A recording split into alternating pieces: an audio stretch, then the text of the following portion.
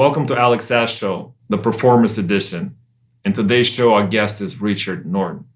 This guy, you know him from 80s and 90s action movies. I know him as Chuck Norris's close friend. I will not mess with Richard Norton for obvious reasons. But this man is also full of wisdom, and we want to listen to it. Stay tuned.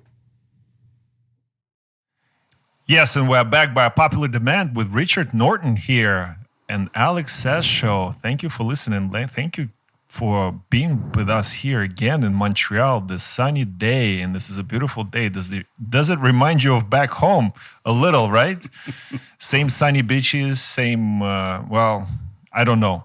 What do you think about Montreal? We've been here for a while. Let's start with this. Yeah, Montreal. Listen, I'm well aware that we do not get the levels of cold that you get here.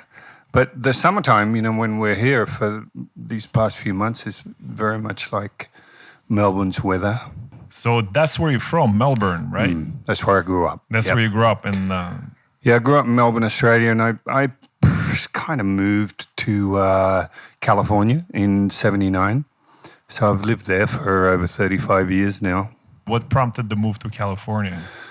Oh, look, that gets to a whole story of where everything started. But I was doing bodyguard work. I'd mentioned in the earlier podcast I did 25 years of personal bodyguard work for some of the top rock and roll bands of the time.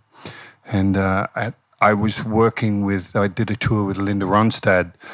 A lot of the younger ones won't necessarily know who Linda is, but she was definitely at the top of her game in rock and roll, country and Western music.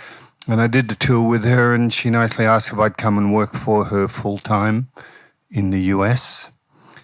And I remember saying at the time, I'm not so sure. I love being in Australia. Had martial arts schools all over the country, with my partner, Bob Jones. And I just wasn't keen to leave. But I remember she said to me, look, just try it. You can always go back home. I thought, you know what? Why not? How many martial arts do you actually know and practice? Yeah, yes, probably the correct word is practice. Well, when I was 11, I started with judo. And I remember back then, judo was about the only thing there really was in Australia, and it was literally at the back of comic books, you'd get ads, defeat 5 people with a flip of a finger and all that sort of business. And for whatever reasons, I just remember being quite intrigued by that. I mean, I've often been asked, why did you start martial arts? And, there's always people with stories of getting beaten up by the local gangs or whatever. Well, I had none of that. I grew up in a suburb of Melbourne, Croydon, and I had a really good upbringing, but we're always very physical, with the kids around in the neighborhood, boxing and all that sorts of stuff. But again, judo was what I started with. But I was very skinny, very little and very skinny as an 11-year-old. And I was pretty much like those comic book characters, with the older teenage brown belts kind of pitching me from one end of the dojo to the other. And I realized that it's still, unless you got technically excellent, it was very much a big man sport, even though they'll say otherwise. So anyway, that was my first style. And one of my friends from school, a kid called John Rowe, he was learning karate out of a book whilst we were doing judo. And it was Maso Oyama's book, it was one of the very first books out with Kyokushin Karate. And he was learning the book. Anyway, he happened at the class one day and he said, there's a karate school opening up near to where I lived in Croydon, about 3 miles away. I said, wow, we've got to go and have a look. So I went along, and there was a gentleman named Tino Sebarano who was Hawaiian Filipino.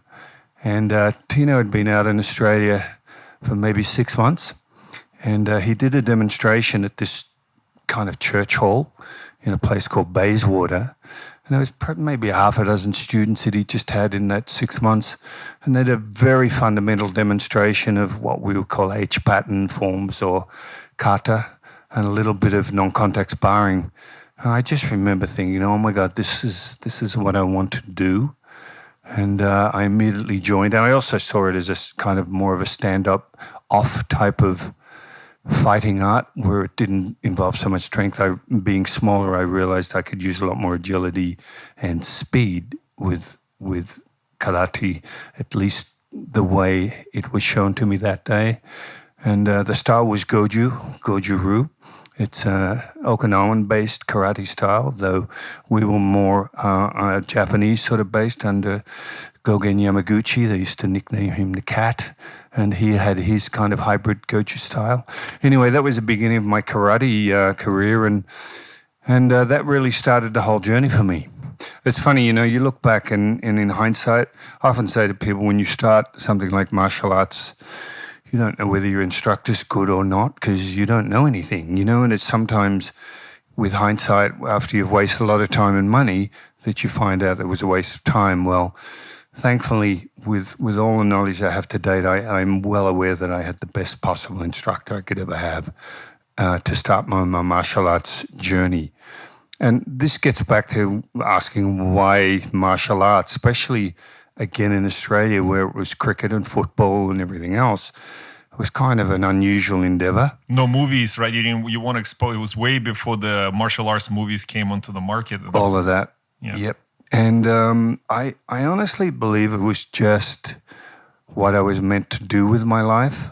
And even today, I've always said that all I really ever wanted to do was be the best martial artist that I could be, and that's my through line in life. And what is it now? 55 years I've been at it, and everything good that's actually happened in my life has happened as a result of keeping that goal of just trying to be the best martial artist and having an absolute passion for the arts. And that gets back to your question of what arts do I know? Look, I've dabbled in lots of things. My judo started me, but karate would be my base.